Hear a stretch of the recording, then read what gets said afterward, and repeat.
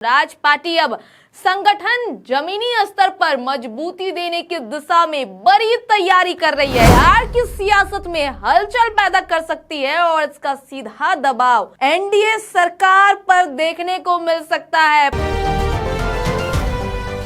Jan Suraaj party के सूत्रधार प्रशांत किशोर खरमास के बाद 15 जनवरी से बिहार में यात्रा की शुरुआत करने जा रहे हैं।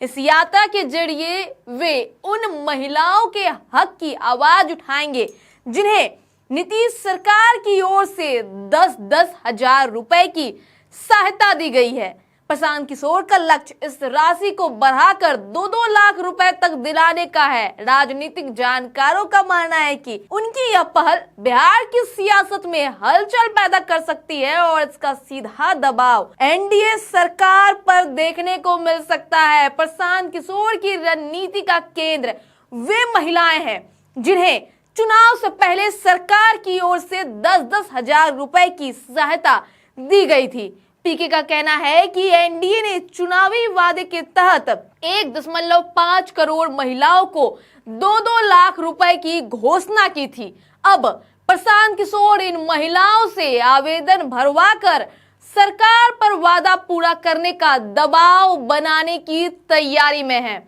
बिहार नवनिर्माण संकल्प यात्रा के माध्यम से प्रशांत किशोर और जनसुराज की टीम राज्य के 1,18,000 वार्डों में जाकर उन महिलाओं से संवाद करेगी जिन्हें मुख्यमंत्री महिला रोजगार योजना के तहत 10-10 हजार रुपए की सहायता मिल चुकी है।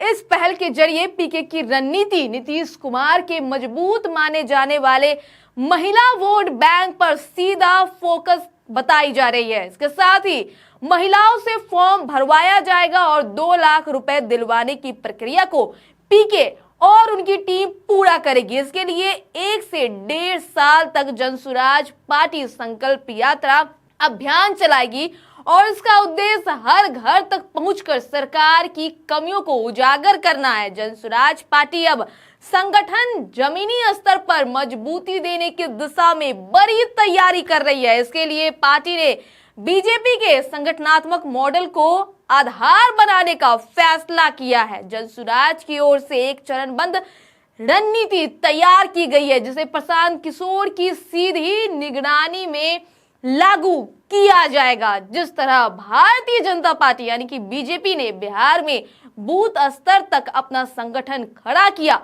उसी तर्ज पर जनसुराज भी गांव, वार्ड और बूथ स्तर तक पार्टी को मजबूत करने की योजना पर काम करने जा रही है। जनसुराज पार्टी नेता प्रशांत किशोर के बिहार नवनिर्माण अभियान के तहत बूथ, पंचायत, वार्ड, प्रखंड और जिला स्तर पर कमेटी का गठन किया जाएगा। और खास बात यह है कि कमेटी सिलेक्शन की बजाय इलेक्शन के जरिए बनाया जाएगा। प्रशांत किशोर कमेटी के लोगों से हर जिले में जाकर बैठक करेंगे और उनसे विमर्श करेंगे।